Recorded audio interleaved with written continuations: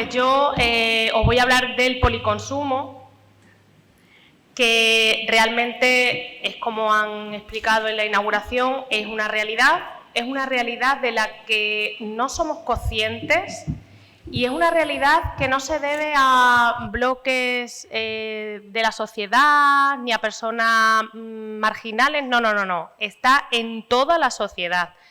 Y no somos conscientes del riesgo que tiene, ¿vale? Voy a empezar un poquito viendo cómo está la situación en España. La última encuesta que hay de alcohol y drogas es la de edades de 2024 y realmente hace hincapié en la tasa tan alta que existe a nivel de sustancias legales y la relevante que existe a nivel de sustancias ilegales también. No solo sustancias, sino también conductas que crean adicción. Como vemos, no es un problema raro y hay que diferenciar entre lo que es el uso problemático de la adicción, que ahora lo veremos. Aquí vemos la principal combinación en el policonsumo, que es el alcohol con el tabaco.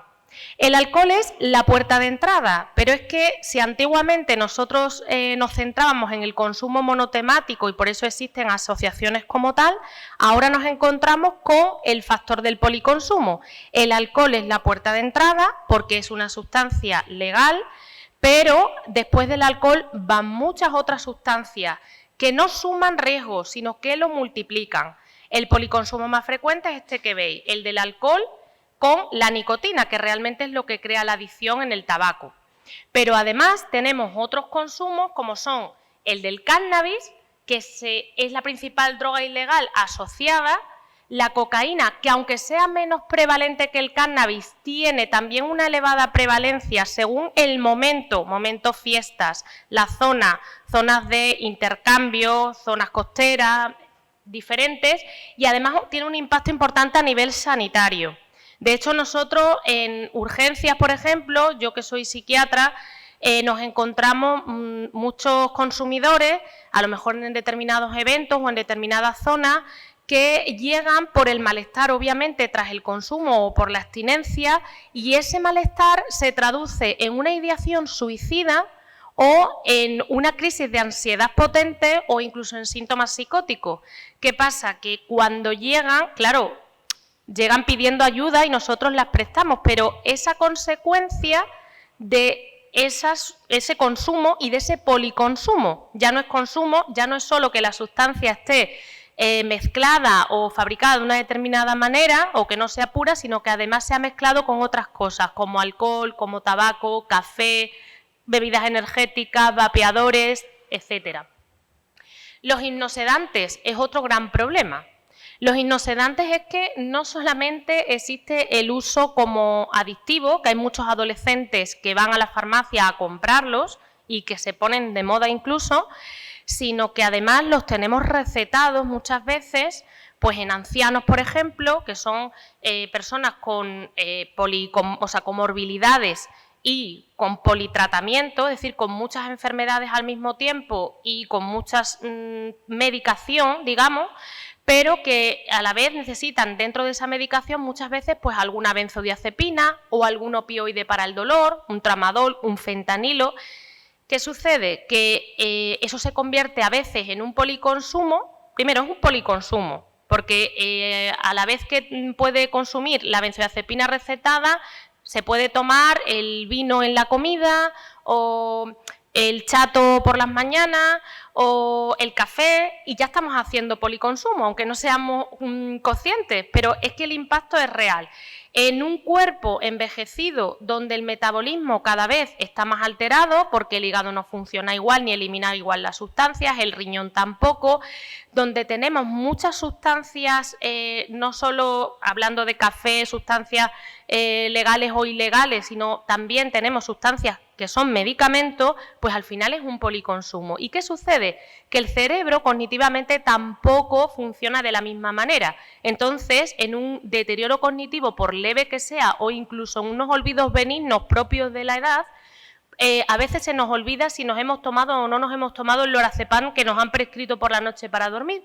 Y si nos tomamos más de la cuenta, pues al final ya tenemos un policonsumo, que aunque sea involuntario, muchas veces por el olvido, nos va a generar riesgo de caídas, con fracturas asociadas, de cuadros de memoria alterada, etcétera. Y ahora lo veremos. Y también el consumo de hipnosedantes se asocia también a según qué franjas de edades y en las mujeres también, ¿vale? Ahora explicaré el porqué. ¿Qué es el policonsumo, por lo tanto? Pues el policonsumo es el uso combinado que puede ser a la misma vez o secuencial, primero una sustancia y después otra, ¿vale? Que cada vez es más frecuente, tiene un impacto superior al consumo individual de sustancia o de realizar una conducta que no sea con sustancia. Y dentro de las sustancias pues destacamos alcohol, cannabis, cocaína, benzodiazepinas, opioides y estimulantes. Los estimulantes pueden ser también desde, por ejemplo, cocaína, que es un estimulante, metanfetaminas o anfetaminas, que muchas veces están prescritas, no las anfetaminas, pero sí los derivados para enfermedades psiquiátricas, como por ejemplo el TDAH, que aunque generan menos dependencia que una anfetamina, también en algunos sectores puede generar dependencia. Y donde vemos que tenemos que tratar la patología dual, es decir, no solo quedarnos en tratar la sustancia, no solo quedarnos en tratar la conducta, sino tratar también la patología mental que está de base, si es que lo está, al mismo tiempo. Y luego sin sustancias, ¿no? Sin sustancias tenemos los juegos, los videojuegos, las pantallas, las compras compulsivas, el trabajo, que a veces se convierte en una adicción, o incluso las comidas. La normalización del policonsumo, lo que decíamos lo que se decía en la inauguración, ¿no? Cada vez es una realidad más frecuente, invisibilizada, pero con un impacto enorme que además complica mucho la gestión de recursos humanos y de recursos asistenciales y, en mi caso, de recursos sanitarios, porque complican los riesgos en la intoxicación, complican los riesgos en la abstinencia, potencia la dependencia y el riesgo de coma, muerte, eventos cardiovasculares como infartos es potencialmente mayor. A nivel exponencial se multiplican los riesgos. ¿Para qué usamos el policonsumo en este momento? Pues lo usamos, por un lado, por ejemplo, para el patrón de ocio. Es decir, ya no solo hablamos de sectores específicos de adultos que consumen, hablamos de adolescentes que tienen que aguantar en una fiesta, en un botellón o en un sábado por la noche.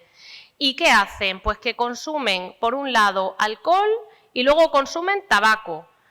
El alcohol es depresor del sistema nervioso central, genera borrachera, ¿no? Y embriaga, y de alguna manera tendría un efecto un poco sedativo. Sin embargo, al consumir nicotina, la nicotina del tabaco va a estimular, va a producir una ligera euforia, como sucede, por ejemplo, con la cocaína o como sucede con otros estimulantes como las bebidas energéticas. ¿Qué sucede? Que eso nos va a dar una sensación de euforia, de bienestar y una sensación de lucidez irreal, que va a tapar, va a disimular el efecto de embriaguez. Vamos a seguir consumiendo alcohol, por lo tanto, y al final la resaca va a ser peor, tanto a nivel físico, de consecuencia de intoxicación, problemas cardíacos, como decía, depresión respiratoria, coma o bajada del nivel de conciencia, pero también a nivel mental, de alucinaciones, alucinosis, síntomas de ansiedad, de pánico, síntomas depresivos, sensación de me quiero morir o ideación suicida. Tememos, antes de pasar, otro patrón de consumo, porque no solamente se consume para aguantar la fiesta, sino que también se consume para sobrellevar el estrés del día a día. Es decir, como tenemos que dar el do de pecho en todo, en esta sociedad tan exigente, pues tenemos tanto un ama de casa normal como un trabajador diario, como una persona de alto rendimiento estudiando, por ejemplo, unas oposiciones, que a lo mejor por la mañana va a necesitar 2 o 3 cafés, A mediodía se va a tomar un Red Bull, un Monster, una bebida energética, la que sea, para seguir aguantando la parte de por la tarde, pero que llega por la noche saturado, con ansiedad y excitado de alguna manera, y para relajarse lo que va a hacer es tomarse un vino o una copa, o se va a tomar un alprazolam o un lorazepam, es decir, una benzodiazepina o un ansiolítico para relajarse o bien para incluso dormir. Entonces, eso es para aguantar, digamos, el ritmo de exigencia que tenemos en el día a día. Y por último, tenemos también el patrón de la bajada de percepción de riesgo, que es lo que os comentaba. Es decir, no somos conscientes y al final, ¿qué sucede? Que ahora os voy a explicar el mecanismo por el cual nos hacemos dependientes y por el cual repetimos la conducta, que es el mismo, tanto en sustancias como en sin sustancias.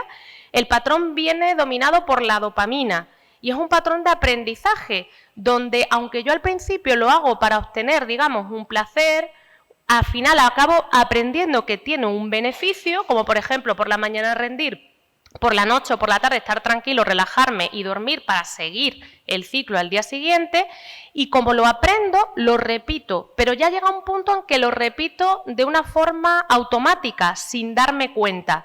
Y además lo hago de una manera que pienso que es normal, ni siquiera tengo la sensación de ser policonsumidor. Y esto hablo no solo en las personas que van a asociaciones o que tienen conciencia, sino que lo hablo en el día a día, como digo, en muchos sectores. Ahora sí. ¿Qué factores impulsan, como decía, ese policonsumo y sobre todo la normalización del mismo? Pues la cultura de la inmediatez y de tener que ser, de rendir. Por supuesto, la accesibilidad. Es decir, si yo tengo facilidad a una copa de vino, tengo facilidad a comprar tabaco, a comprar benzodiazepinas, pues, o una bebida energética en el supermercado, pues obviamente tengo la facilidad de repente ponerme a 100 y de repente bajar las pulsaciones, que es lo que en parte nos exigen o un poco todo. Entonces estoy sometiendo al cuerpo, porque al final la mente está en el cerebro también y eso tiene consecuencias físicas y mentales, y lo estamos sometiendo a una sobrecarga con unos cambios muy rápidos, de repente hacia arriba y de repente hacia abajo. Las sustancias, como decía, no solo suman, sino que multiplican los riesgos. ¿Seguimos?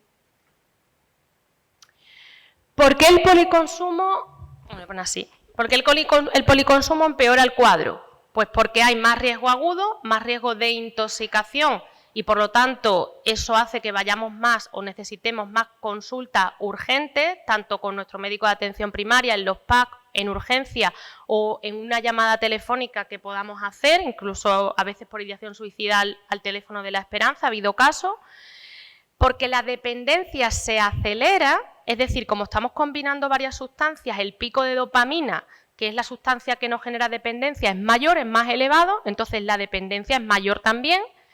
Por la comorbilidad frecuente, como os decía, tanto de enfermedad física como de enfermedad mental, de ansiedad, de depresión, de TDAH, de psicosis. Aquí tenemos lo que llamamos la patología dual, que es la combinación entre una adicción y una enfermedad mental.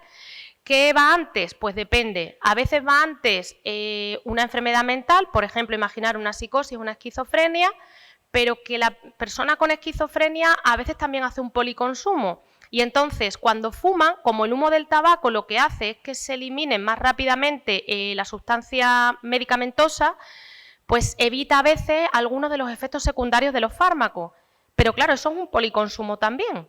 Y al final tienes que controlar la interacción del fármaco con la idiosincrasia, es decir, el metabolismo de cada una de las personas que están haciendo ese policonsumo y tratar las dos cosas. Tratar tanto la esquizofrenia por un lado como los efectos secundarios, que realmente es lo más importante porque es la base que genera muchas veces el consumo de sustancias, no solo tabaco, sino a lo mejor benzodiazepinas o otro tipo de sustancias para compensar, y tienes que tratar la adicción también, ¿no? Es decir, que es un tratamiento en conjunto.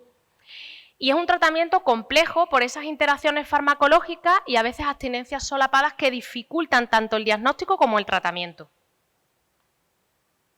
Y aquí os voy a explicar una a una un poquito los principales policonsumos que existen, ¿vale? Tenemos, por ejemplo, la combinación de alcohol y cocaína. ¿Qué sucede? Que ambas sustancias se metabolizan en el hígado, pero hay una diferencia. El alcohol es un depresor, deprime el sistema nervioso central, y la cocaína es un estimulante del sistema nervioso central, ¿no? Que estimula, nos produce euforia, nos activa hasta que se elimina la sustancia. Al metabolizarse en el hígado sucede una cosa específica y es que se genera una sustancia que no la obtenemos de forma exógena, es decir, de forma externa, sino que la produce nuestro propio cuerpo, que es el cocaetileno. Y esa sustancia es nociva porque va a provocar un aumento del riesgo de infarto, por ejemplo, cardíaco, pero también de síntomas como, por ejemplo, agresividad, psicosis y toxicidad hepática. Entonces, hay muchos pacientes que han consumido cocaína, pero previamente, por ejemplo, han consumido alcohol y entonces llegan a urgencia y la sensación que tienen, que no la tendrían a lo mejor si no hubieran hecho el consumo, vamos, seguro, si no lo hubieran hecho el consumo porque lo he tratado, es a lo mejor de tirarse por la ventana. Tienen una sensación inmediata de me quiero tirar por la ventana o son agresivos. Y son agresivos de romper objetos o de incluso a veces pegar a personas, ¿no? Pero es porque están bajo el efecto de la sustancia. Otra combinación frecuente, el alcohol con el cannabis. El alcohol lo que hace es que acelera que se absorba el THC, que es la sustancia del cannabis, ¿no? Los porros, ¿no? Entonces, si se absorbe, pues el efecto del cannabis es mayor. ¿Qué sucede?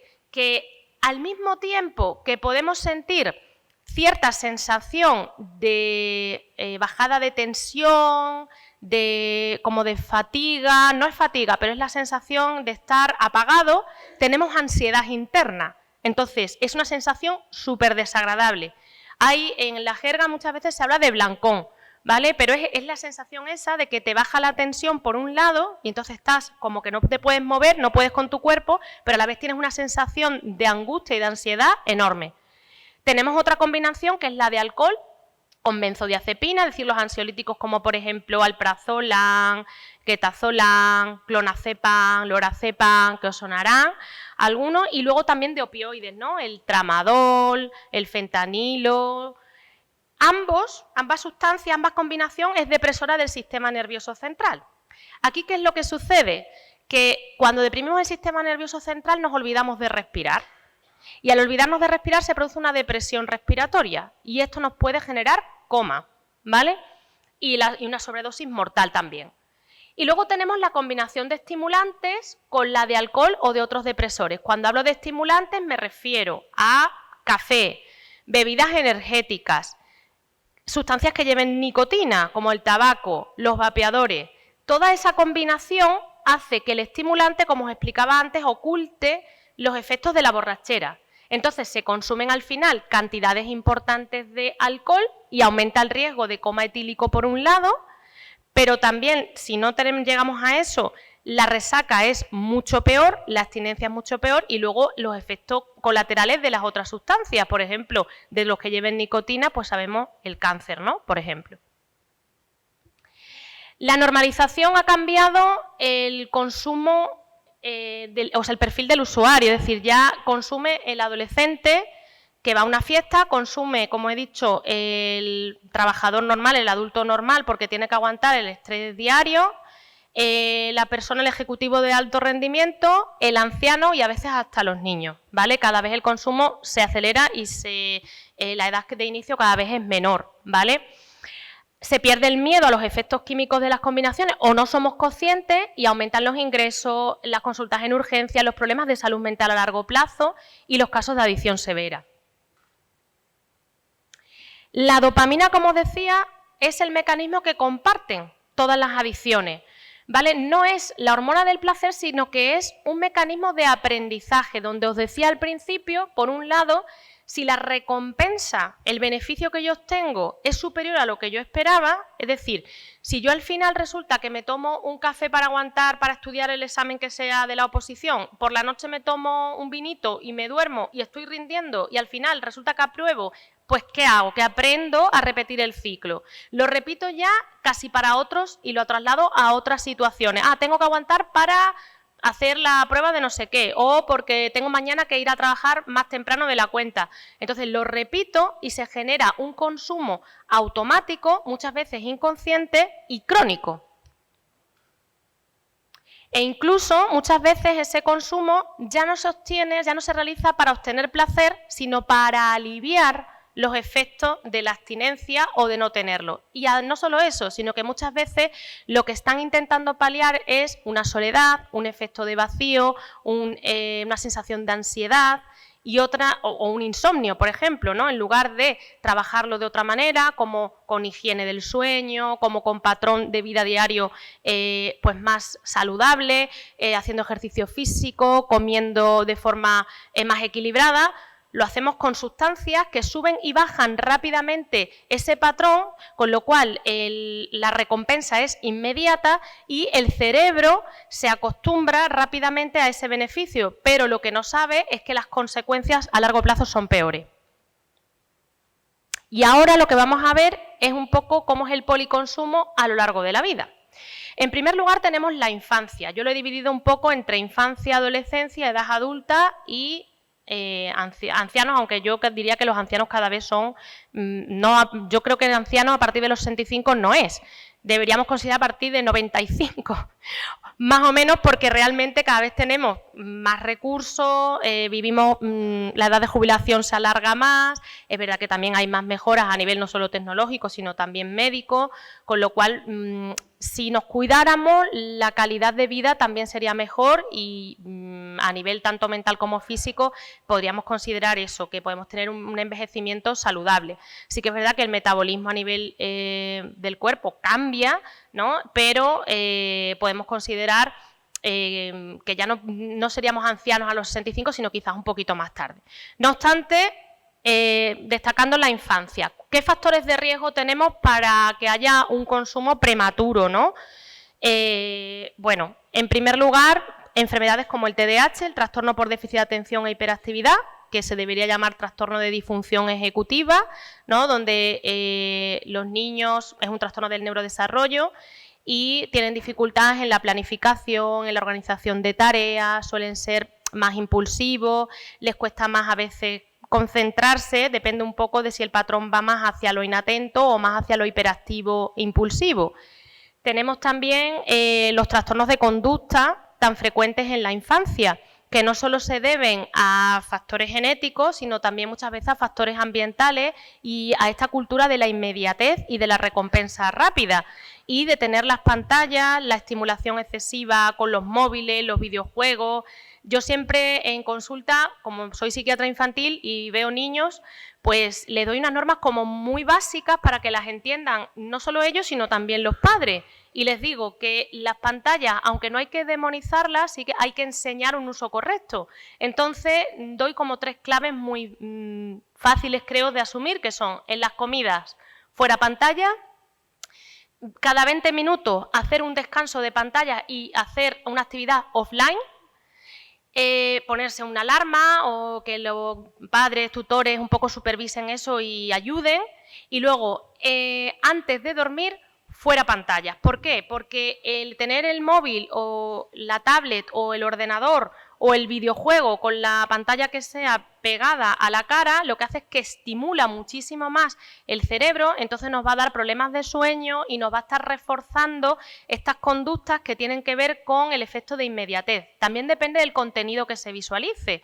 Los TikTok, por ejemplo, los vídeos cortos, pues van a provocar un mayor impacto porque realmente están basados en el algoritmo que les mandamos para repetir ese vídeo que nos está dando la información que queremos, nos da una información sesgada, pero nos estimula de forma rápida, nos quita la estimulación y hace que nosotros busquemos esa estimulación nuevamente casi sin darnos cuenta, con lo cual esa dopamina está reforzando ese aprendizaje. Cuando quitamos, sin haber a lo mejor negociado muchas veces antes que vamos a pactar unos límites el móvil o la pantalla, generamos agresividad o se genera agresividad, porque no hay que culpabilizar, pero sí entender el mecanismo. Se genera agresividad y esa agresividad se transforma en trastornos de conducta. No quiero decir que todos los trastornos de conducta estén derivados de las pantallas, pero sí que es verdad que en la sociedad los tenemos, no solo los niños, sino los adultos, y eso los padres lo tienen que entender porque muchas veces el castigo que imponen es fuera móvil, fuera pantalla en un año, cuando es un castigo desproporcionado en el sentido no ya solo de la desproporción en sí, sino de que no nos va a ayudar para lo que queremos, el objetivo que queremos, que es al final enseñar un poco a usar de forma regulada un dispositivo, ¿no? Y enseñar a regular la dopamina, que no nos controlen a nosotros, sino nosotros controlar eso. En la adolescencia el cerebro está en desarrollo.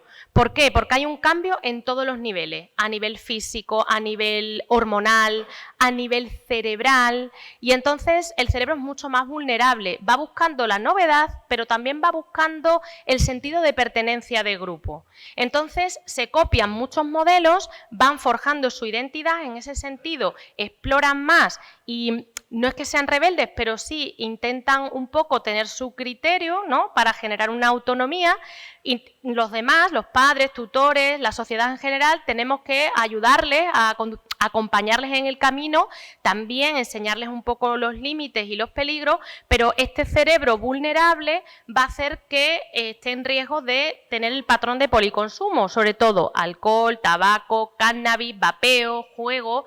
Entonces, bueno, no hay que moralizar, pero sí evaluar y tratar. En la adultez, los hábitos se automatizan, como os decía antes, son hábitos a lo mejor no tan llamativos, a lo mejor no es una bebida energética, no es un Monster, o sí, a lo mejor no es una cocaína, pero sí es un consumo habitual de cafés, 3, 4 cafés por la mañana y por la tarde la copa de vino con el alprazolam. Entonces no se le da tanta importancia, pero es que muchas veces la tiene incluso más que otro tipo de consumo a lo mejor puntual, exploratorio, que se queda ahí. Entonces eso hay que tratarlo, porque también hay una carga médica que entra por atención primaria muchas veces, pero también tenemos más oportunidades, ¿no?, de vínculos, de motivar para el cambio y de cambiar en sí. Vamos a centrarnos ahora en cada una de las etapas.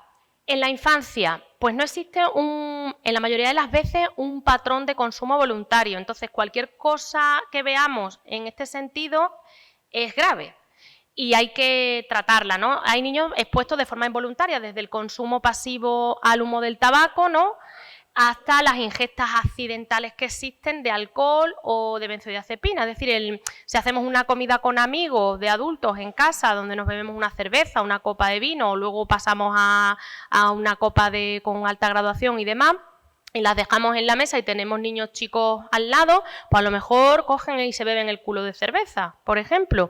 O si tenemos las pastillas, el alprazolam, las benzodiazepinas, las tenemos en la mesilla de noche, pues tenemos ingestas accidentales con intoxicaciones producidas por ese motivo. Y luego no solo eso, sino que además, debido también pues todo a la mediatización, redes sociales, cómo vivimos ahora mismo la sociedad y demás, el patrón de consumo hace que sea cada vez más precoz. Entonces se adelanta el consumo de tabaco, de vapeadores que están de moda, de los videojuegos, de las pantallas y demás. Hay una vulnerabilidad extrema e incluso, bueno, aunque esto es más antiguo, sí que es verdad que por la accesibilidad, la inhalación de disolventes, ¿no?, o de pegamento, a veces se convierte en modas pasajeras, en grupos, en los adolescentes, que bueno, que lo hacen también a nivel recreativo y que nos puede suponer un problema. En la adolescencia, que es el consumo está ligado a la socialización, como os decía, ¿no?, y a la vulnerabilidad que existe por el cambio en esta etapa. La combinación frecuente es el alcohol con el tabaco o bien el vapor, es decir, la nicotina, y muchas veces el cannabis, que es muy frecuente. Entonces, está el conocido patrón de botellón, digamos, ¿no? Se inicia el alcohol y el tabaco y luego se va introduciendo el cannabis, muchas veces para intensificar el efecto o de la relajación o de embriaguez, ¿vale? Y luego está el emergente, que es el alcohol unido con las bebidas energéticas, es decir, me cojo ron y le pongo un Monster, por ejemplo, ¿no? O bien la cafeína a altas dosis. Entonces, los adolescentes mezclan estos destilados con bebida energética, contrarrestan la somnolencia del alcohol y prolongan la fiesta durante la noche. En la adultez también lo hemos comentado antes, ¿no? Hay dos vertientes. Una es el mantenimiento del ocio nocturno, porque ya a determinadas edades no aguantamos igual, las resacas son peores, si antes aguantábamos 3 cervezas, ahora aguantamos una. Y por otro lado, el ritmo de vida laboral y familiar, ¿vale? El adulto consume a veces cocaína para frenar la borrachera, recuperar la lucidez aparente, porque es ficticia en realidad, y seguir consumiendo alcohol, ¿no? Y hace un círculo vicioso bastante adictivo. O el rendimiento en la vida diaria y el estrés que supone, ¿no? Que combina, por ejemplo, los psicofármacos con el alcohol o los estimulantes, como explicaba antes. Y en el anciano, en la tercera edad, que también lo hemos comentado, muchas veces es de forma involuntaria, por lo que os explicaba, de que a veces el deterioro cognitivo o los olvidos llevan a no saber si me he tomado las benzodiazepinas, que esto deberíamos considerarlo los sanitarios, ¿no? A la hora de prescribir cuáles son las mejores benzodiazepinas, que sean de vida media larga, que no tengan paso hepático. Es verdad que el lorazepam es uno de los mejores, pero no obstante genera problemas. Lo que pasa que es difícil de quitar, sobre todo cuando hay un lorazepam que lleva años que se ha prescrito y no se ha revisado, eso es una crítica al sistema sanitario también, o bien cuando hay un lorazepam que no se puede quitar de ninguna manera porque es lo único que es verdad que ha resultado. ¿Qué pasa? Que como hay un deterioro cognitivo, el anciano a veces se olvida de si lo ha tomado o no lo ha tomado, y entonces como su metabolismo ya por la edad está alterado, pues tenemos todos los efectos secundarios de las benzodiazepinas, de tomar una o de tomar más de una, a veces como sucede, que son que se puede caer, que muchas veces hemos tenido en urgencias y en observación de los hospitales ancianos que lo que les han pasado es que se han caído, que no sabían si se habían tomado el lorazepam o la medicación de la noche, a lo mejor se la han tomado repetida, esa caída les ha llevado a una fractura y además tienen efectos de alteración en la memoria, que también lo dan, de riesgo también de demencia, de muchos tipos de cuadros neurodegenerativos, y pues de otros efectos secundarios asociados a intoxicación, abstinencia, etcétera. Y luego tenemos una práctica de policonsumo que empezó en Estados Unidos, que luego en Europa se inició en Londres, en España, en Madrid, Barcelona, las principales ciudades, y que ya lo tenemos bastante más extendido, que sí que es verdad que en Extremadura, aunque no lo creáis, existe en zonas a lo mejor.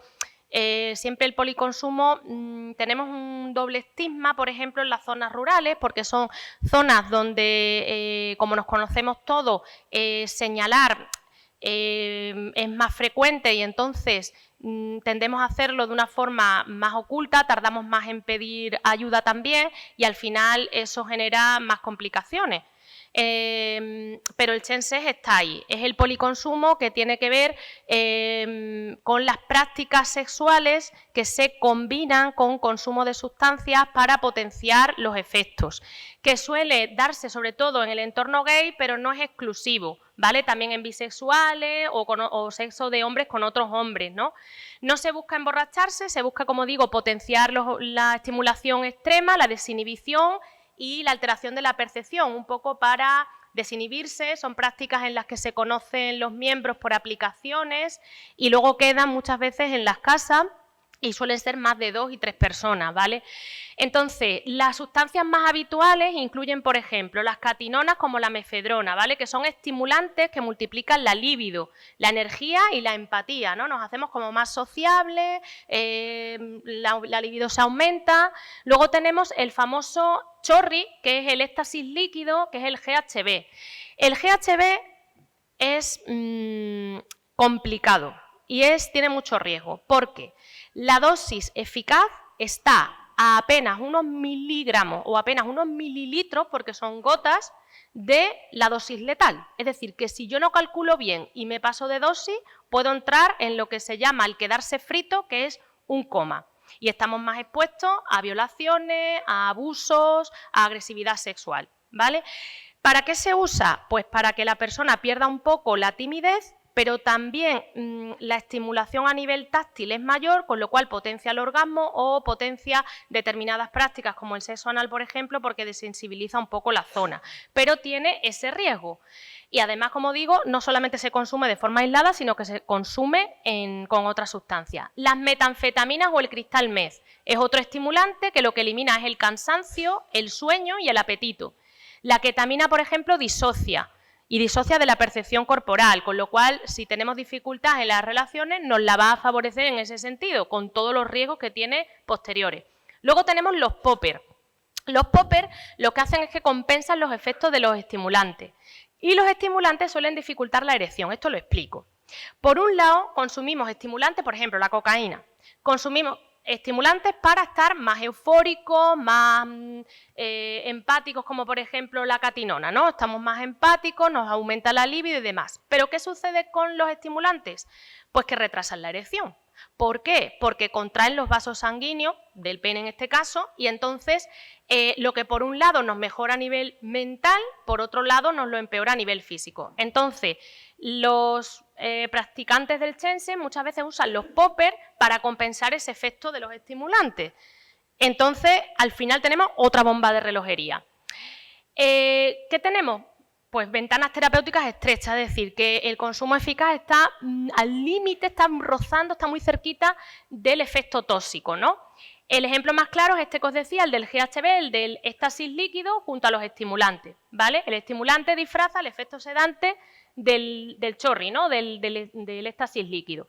Si el estimulante disminuye los efectos antes, o si el usuario calcula mal las gotas, pues se produce el comatón, el coma, el quedarse frito, ¿vale? O bien una parada respiratoria. Y luego tenemos una forma de policonsumo extendida del Shense, que es el SLAM, que es las sustancias, en vez de tomarlas de forma oral, se inyectan, con lo cual el efecto es mucho más rápido y mucho más potente. Y a la peligrosa mezcla hay que añadir que muchos usuarios pues bueno, están consumiendo fármacos de salud sexual como los de la profilaxis preexposición al VIH o los antirretrovirales, ¿vale? ¿Cómo evaluamos a nivel clínico? Pues tenemos 4 preguntas claves para hacer. Una, ¿qué se consume? ¿O qué se hace? Si no se consume una sustancia, ¿cuál es la conducta? ¿Con qué frecuencia la hacemos? ¿Consumimos tabaco y el primer cigarro es por la mañana, nada más levantarnos?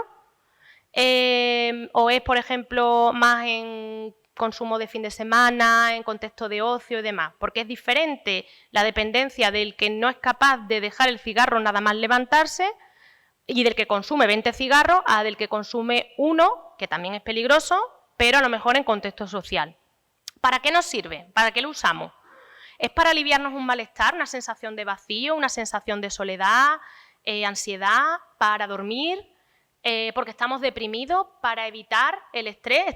Los niños en casa están viviendo estrés en las familias y tal, y se van a la pantalla a jugar un videojuego y hacen una evitación de esa manera. En función, hacemos esa pregunta para ver qué es lo que tenemos que tratar, porque al final es la base. ¿Qué lo dispara? ¿Cuáles son los triggers? Es decir, ¿qué emoción siento en ese momento? ¿Y qué lo mantiene? ¿Es el beneficio inmediato? ¿Es el alivio del estrés que siento? ¿O es algo automático? Lo hago casi sin pensar. En función de eso, el tratamiento debe ser multidisciplinar y debe abarcar un todo. Primero, a la persona holísticamente, es decir, en su conjunto, y no solo hacer medicación, no solo hacer psicoterapia o no solo mejorar la red de apoyo y social. Es un todo. Entonces, en la psicoterapia, ¿qué tenemos que mejorar? Las habilidades, pues la asertividad, la autoestima, la capacidad de decir que no, de poner límites, el sentido común y el vínculo terapéutico. En los fármacos, pues cuando son necesarios, tratar el craving, es decir, el deseo, la abstinencia o la intoxicación si se produce, la dependencia, la habituación y, por supuesto, la patología dual, es decir, tratar la parte física y tratar la parte mental, y reforzar la red social y familiar, con apoyo, por supuesto, pero también con límites y con recursos comunitarios. Y 3 ideas que me gustaría que nos lleváramos hoy: que la adicción es un aprendizaje que se media por dopamina en cualquiera de los casos, que la voluntad sola no basta, que necesita de recursos, necesita de que la sociedad se ponga a favor, de que la familia ayude, de que pongamos límites, necesita de un circuito completo, que, como decía, el policonsumo y las adicciones sin sustancia comparten el mismo mecanismo, por lo tanto el abordaje debe ser individualizado e integrado y no fragmentado por sustancias. No nos equivoquemos, que no es tratar una sustancia sola, porque si el alcohol es sustancia legal y está, digamos, señalizada, debemos ver si hay más consumo, que muchas veces no somos conscientes, como os decía antes, las propias benzodiazepinas, ¿vale? Y el tratamiento eficaz debe ser longitudinal, es decir, a largo plazo, no puntual, no, vale, has recaído ahora, has tomado cocaína, te voy a tratar la intoxicación, te doy una benzodiazepina, un antipsicótico o algo y ya, pum, hemos salido. No, hay que hacerlo longitudinal, integrado y con red. Hay que decir que la recaída no es un fracaso, que es una señal clínica y a veces forma parte del proceso, o mejor dicho, forma siempre parte del proceso, y que la recuperación es comunitaria y posible gracias, entre otras cosas, también a la neuroplasticidad. Es decir, tenemos neuroplasticidad que ahora se ha demostrado que llega a la edad adulta, es decir, que nuestro cerebro puede cambiar, no al mismo ritmo que en la infancia, pero todavía puede cambiar, que podemos generar nuevas redes neuronales y por lo tanto el cambio es posible. Nada, muchas gracias y espero que disfrutéis de la jornada.